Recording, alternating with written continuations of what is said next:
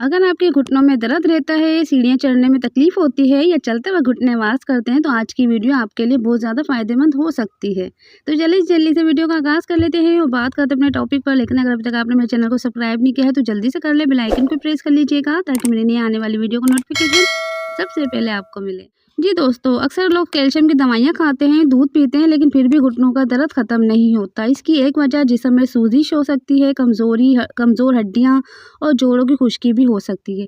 आज मैं बात करूँगी नारियल और उसके पानी का एक आसान घरेलू नुस्खे के बारे में जो घुटने को मजबूत बनाने में मदद दे सकता है। नारियल में हेल्दी फैट्स होते हैं, मिनरल होते हैं और एंटीऑक्सीडेंट पाए जाते हैं जो जिस्म की कमज़ोरी को कम करने में मदद देते हैं। अगर आप रोज़ाना मुनासिब मिकदार में नारियल या नारियल का पानी इस्तेमाल करते हैं तो जिस्म को तवानाई मिलती है और जोड़ों की खुश्की भी कम हो सकती है। सर, आपने देखा होगा कि जो लोग अगर दूध पीते हैं ना तो उनसे भी उनको कैल्शियम नहीं मिल रहा होता, मतलब वो दूध रेगुलर बेस पे पी रहे होते हैं लेकिन उनकी हड्डियां वही आवाज़ें कर रही होती है, वही पेन कर रही होती है, उनको उठते बैठते तकलीफ होती है। तो दोस्तों, इसका आसान हल ये है, एक तो यहाँ यानी प्योर है ना मिल्क नहीं मिल रहा है, बिल्कुल भी कुछ ना कुछ मिलावट उसमें होती है।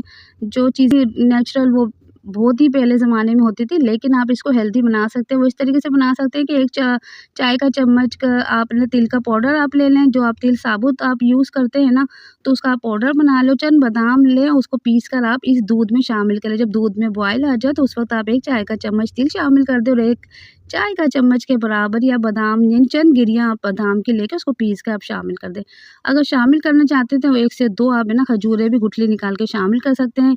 उबाल आने के बाद हल्की आंच पे इसको 2-4 मिनट 5 मिनट पकाएं और इस दूध को आपने रेगुलर पीना है। ये दूध आपके लिए बहुत ज़्यादा फ़ायदेमंद है क्योंकि इसके अंदर कैल्शियम मैग्नीशियम से भरपूर ये दूध हो जाएगा जो हड्डियों के लिए बहुत ज़्यादा फ़ायदेमंद हो जाएगा और आपकी हड्डियाँ मजबूत हो जाएगी। क्योंकि आजकल लोग है ना धूप में बैठना ज़रूरी नहीं समझते, जबकि आपको पता है विटामिन डी धूप में ही होता है। जो लोग ये कहते हैं विटामिन डी हमें धूप से नहीं मिल रहा, तो भाई आप गलत सोचते हैं। विटामिन डी है ही धूप के अंदर। आप एक बार बैठें और आपको पता चल जाएगा कि किस तरीके से 15 से 20 मिनट आप धूप ले लेंगे ना तो आपकी कैल्शियम और विटामिन डी की जो कमी है ना वैसे ही सब बगैर सप्लीमेंट के पूरी हो जाएगी। लेकिन याद रखिए दोस्तों, अगर दर्द आपको बहुत ज़्यादा है, सूजन है या चलने फिरने में मुश्किल हो रही है तो डॉक्टर को एक बार ज़रूर दिखा लें। हो सकता है बॉडी के अंदर कोई नई बीमारी जन्म ले रही है या ऐसे या आपको कुछ और मसले मसाइल बॉडी के अंदर जो खामोश होते हैं, पता नहीं चलता। तो उन सबको देखने के लिए आप एक बार विज़िट करें डॉक्टर का, ताकि आपको अच्छे से वो टेस्ट करके आपको बता सके कि आपके साथ तकलीफ़ क्या है। सेहतमंद रहने के लिए रोज़ाना हल्की वॉक लाज़मी करनी चाहिए, वज़न को कंट्रोल में रखें और पानी ज़्यादा से ज़्यादा पिएँ।